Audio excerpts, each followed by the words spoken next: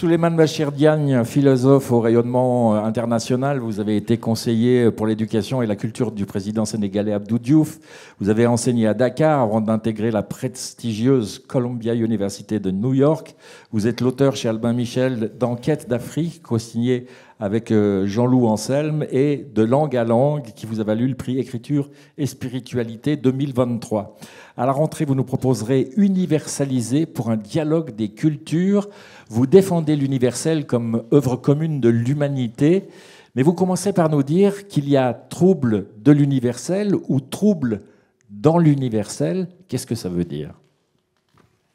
Alors, effectivement, ce livre commence comme ça. Je parle du trouble dans l'universel. Il suffit simplement de se souvenir d'un certain nombre d'ouvrages parus récemment et indiquant que l'universel est devenu une grande question. Je dirais en particulier d'ailleurs en France, pays de l'universalisme par excellence. Je cite en vrac des ouvrages qui me viennent à l'esprit. Il y a un ouvrage collectif qui s'appelle L'universel en débat, un magnifique ouvrage du philosophe Francis Wolff, Plaidoyer pour l'universel, et puis d'autres encore. Donc l'universel est devenu une grande question. Et d'ailleurs, parlant de Francis Wolff, il est un peu responsable de ce livre, parce que Francis m'avait invité il y a quelques années à venir faire une conférence à l'École normale supérieure. Il avait organisé quelque chose qu'il appelait les lundis de la philosophie, où il demandait à des gens qui travaillent en philosophie, qui écrivent en philosophie, de venir présenter leur travail et se faire interroger par les étudiants. Et dans l'email qu'il m'avait envoyé, il m'a dit « c'est peut-être le moment pour toi de venir nous parler de l'universel et dans son rapport avec les particularismes religieux sur lesquels tu as écrit ». Ça ne s'est pas fait, et lorsque j'ai été invité à l'École normale supérieure, dont il a été question tout à l'heure, par son actuel directeur, mon ami Frédéric Worms, à donner un séminaire pendant 3 mois, j'ai décidé que c'était le moment de répondre à l'invitation de Francis Wolff et de faire un séminaire sur l'universel, justement, ce trouble dans l'universel, et d'affronter devant les étudiants mes propres vues sur l'universel, qui pouvaient avoir quelque chose qui pourrait les désarçonner ou les braquer même. Voilà. Alors c'est intéressant parce qu'avec le Covid et le réchauffement climatique, on pourrait se dire finalement qu'on n'a jamais été aussi conscient de ne former qu'une seule humanité. Et pourtant, c'est dans ce contexte que l'enjeu universel est particulièrement chahuté. On devrait en avoir conscience. C'est-à-dire que tout nous a montré, effectivement, à l'occasion de la crise sanitaire et à l'occasion de la crise environnementale, à quel point nous sommes une seule et même espèce. Comme je dis toujours, le virus du Covid avait fait le tour de la Terre en une nuit. Donc pour lui, nous sommes 3 fois rien. Nous sommes une espèce tout à fait vulnérable et une espèce une. Ça veut dire que, par exemple, on l'a dit à un moment donné, ça n'a pas empêché nos égoïsmes de rejaillir, mais on a dit à un moment donné que si on ne vaccinait pas tout le monde, c'est comme si on n'avait vacciné personne. De la même manière, pour la crise environnementale, on se rend bien compte que le mal que je peux faire à la forêt chez moi est un mal que je fais aux poumons de l'humanité en général. Et donc, nos réponses doivent être des réponses collectives, puisque ce qui nous agresse nous traite comme une seule et même espèce. C'est le moment de répondre comme une seule et même espèce. Malheureusement, nous n'en sommes pas là. Mais il faut. Mais dans ce « il faut », c'est là que je loge ce que j'essaye de faire dans mon travail et dans mes enseignements concernant l'universel. Ce trouble de l'universel commence à Bandung en 1955, une conférence qui a lieu sans l'Europe.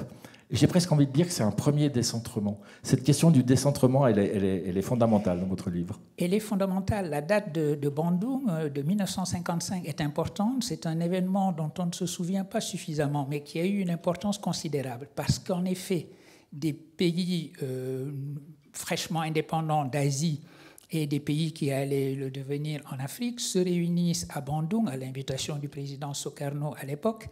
Et c'est une invitation, au fond, dont il ne sort pas grand-chose, pas autre chose que la condamnation du colonialisme.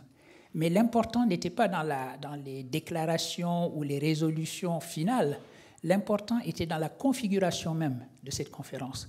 Voilà la première conférence internationale qui n'est pas convoquée par l'Europe. L'Europe était le centre du monde qui convoquait les autres et qui organisait des conférences internationales. les nations africaines, les nations asiatiques qui se réunissent à la conférence de Bandung, parle de l'Europe, une Europe qui n'est pas présente et qui est présente dans le discours parce qu'en effet, il s'agit pour cette conférence de dire qu'aucune nation n'a le droit d'en coloniser une autre pour quelque raison que ce soit.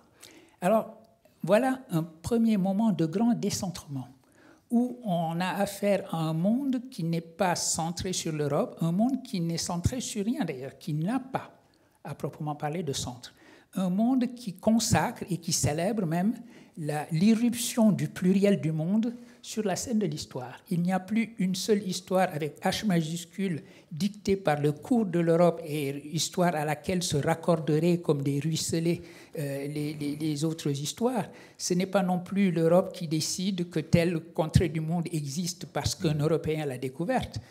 Phrase bien connue, Christophe Colomb découvrant l'Amérique. C'est un monde qui affirme son pluriel. Mais ce pluriel, on peut le penser de deux manières différentes. On va se dire, nous avons un monde maintenant totalement décentré, mais c'est une sarabande de cultures innombrables, chacune ne se justifie que dans son contexte propre. Nous avons affaire à du pluriel que l'on ne pourra jamais unifier ou harmoniser en quelque chose d'universel. Eh bien, mon propos consiste à dire Bandung, c'est important parce qu'il est important que le monde soit restitué à sa pluralité, mais Bandung, c'est le commencement de l'universel. Décoloniser, oui, mais pour universaliser. Et disant cela, c'est d'ailleurs ce qui explique le titre que j'ai choisi, le verbe universaliser, que j'ai choisi, j'espère qu'il va demeurer à la fin. Eh bien, c'était cette idée que la fin de ce monde centré sur l'Europe, de ce monde auquel l'Europe demandait de se rallier à sa propre conception de son universalisme, qui était également son exceptionnalisme. Alors, il ne faut pas confondre universalisme et universel. Voilà. C'est un des fondements de votre livre aussi. Exactement. Alors l'universalisme, ça consiste à dire l'universel, c'est moi. Comme on a dit, l'État, c'est moi. Eh bien, l'universel, c'est nous tous. C'est nous tous ensemble, forgeant cet universel, universalisant ensemble, et c'est la raison pour laquelle j'ai préféré mettre ce verbe en titre de l'ouvrage. Il ne faut pas que nous pensions que nous ne décolonisons qu'à la condition de nous passer de l'universel. Nous n'avons jamais eu autant besoin d'universel, et j'y tiens. Voilà, c'est un mot, c'est un verbe auquel je tiens, et je crois que la tâche de notre époque, c'est d'universaliser contre les ethnonationalismes et contre les tribalismes dont nous voyons bien le mal qu'ils nous font. Universaliser passe donc par une cosmopolitique, une politique de l'espèce humaine dans sa globalité. Il faut donc former la jeune génération à une philosophie du décentrement, on y revient. Est-ce que ça ne passe pas par un décentrement de la philosophie qui, même si elle est née en Grèce, existe dans bien d'autres lieux du monde ? Oui, et là, de ce point de vue-là, je continue la réflexion qui a été menée par un philosophe de mes amis, qui est publié chez Albin Michel, qui est Roger-Paul Droit.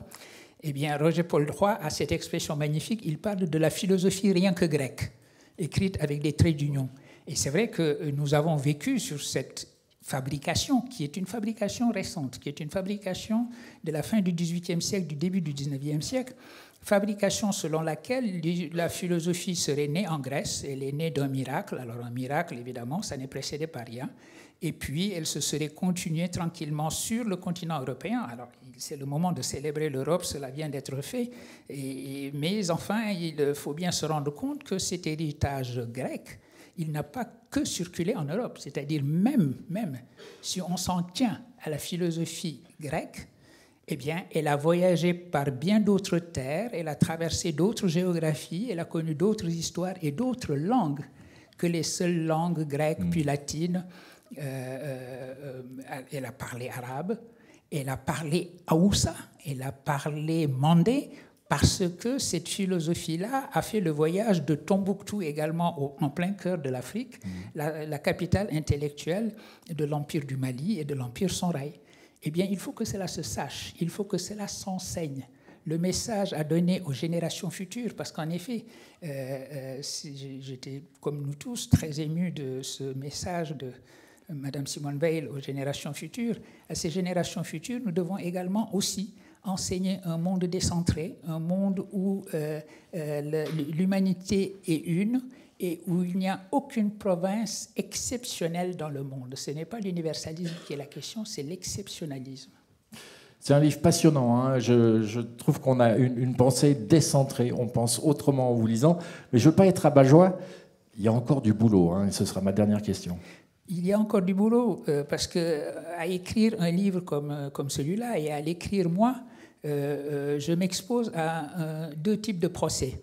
Un procès en trahison de la cause qu'on voudrait être la cause post-coloniale, parce qu'effectivement, nous vivons une époque où on a l'impression que dès qu'on dit universel, il faut sortir son revolver, parce que l'impérialisme pointe, le colonialisme pointe, etc.